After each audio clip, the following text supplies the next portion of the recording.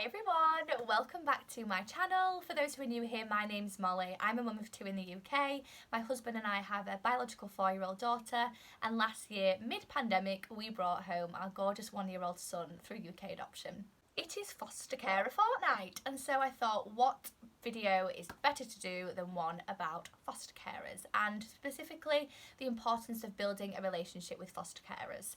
As parents through adoption, we know that foster carers are a crucial part of our children's lives. This is specifically for traditional adoption. If you've done foster to adopt, then you're probably going to become a foster carer yourself for the first few months of placement.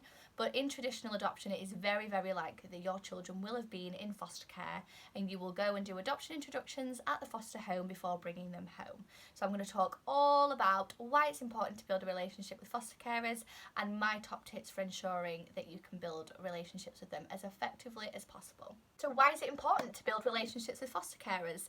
There are so many good reasons. This person or these people are going to be a part of your children's life and will most likely have been a really crucial positive part. They've been their primary caregiver for however long they've been in that foster home, and it's very likely that your children will have been dependent on them to meet their needs when they're hungry, when they're sad, when they're tired, so your child will have an attachment with these people. When you do adoption transitions or introductions, you then have to try and transition that attachment from the foster carer to yourself so that your children can start to trust you and see you as primary caregiver.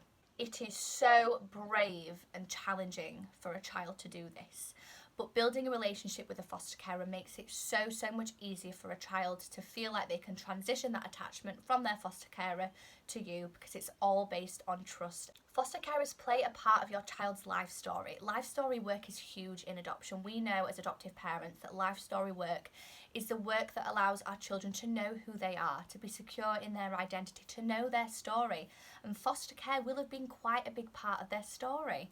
And so it's very natural that when your children are older, they're going to have questions about their time in foster care and have lots of questions about their foster carer, because at one point in their life, those children were dependent on these people.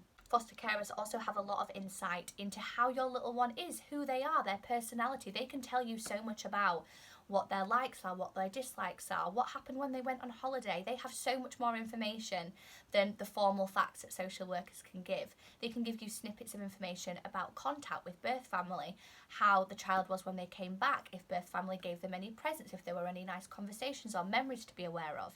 We learned so much from my little man's foster carer about his life, about his birth family and about his time in foster carer that is going to be so invaluable in later years for life story work. A foster carer can also play a really big part of your support network, especially when your little one moves home. The amount of times I have texted or called my little man's foster carer to say, he's come out in a rash, has this happened before, or has he ever done this when he sleeps, or was he ill, has he had the chicken pox, anything like little questions like this. His foster carer is a huge part of our support network and we keep in touch regularly, and it has so many benefits for us and for my little man, and can do for you and your children too. Foster carers are a little bit like a gateway in adoption. You can use them to get to know your child before you even go and meet them. They can send pictures, they can send videos, they can tell you snippets of information so that you can kind of get to know a bit about them before they move home.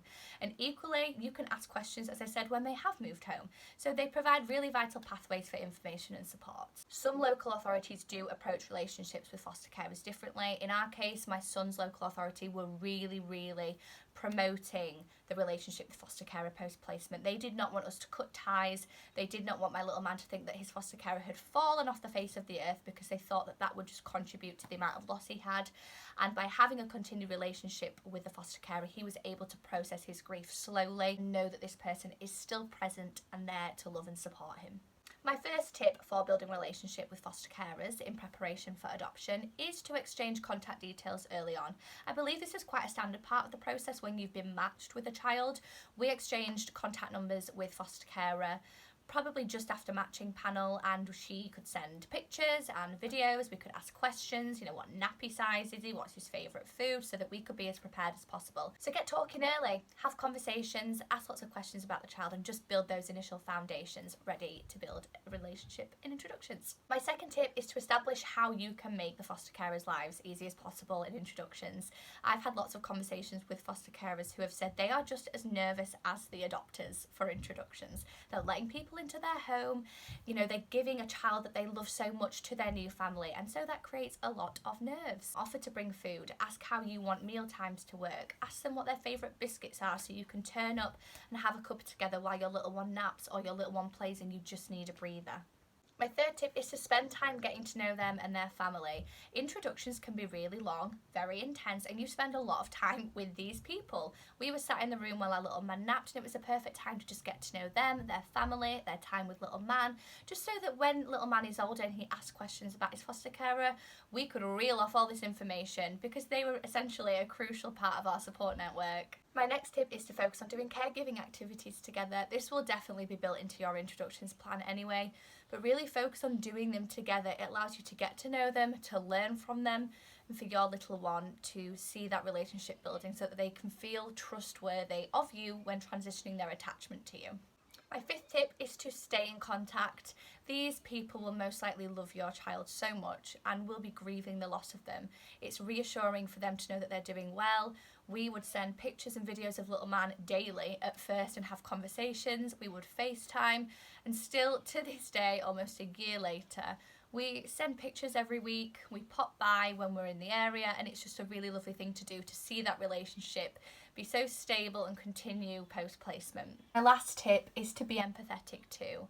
It's really easy to get caught up in introductions and all of the excitement and forget that these foster carers are really going to be grieving the loss of your children after placement day. They've been caring for them as their own children for such a long time, most likely. Seeing them every day, cuddling them, soothing them, feeding them, doing everything for them, and then suddenly one day they're gone. And I know they're prepared for it, but it does not make it any easier. I vividly remember the emotions of my little man's foster carer, and it will forever be engraved in my brain as one of the hardest days of my life, because I could just see the amount of loss they were feeling and the amount of loss my little man was feeling, and that is the day I knew that I would be determined to keep this relationship going for as long as I possibly could. We have a visitor for this ending. I hope that video has been helpful, guys. I love foster carers so much, as you can tell, and I will plan to do more foster carer content, maybe not for Foster Carer Fortnight, but let me know what you want to see in my videos in the comments below.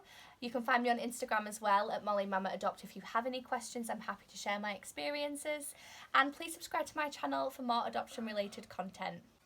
Thank you for watching, guys. Bye!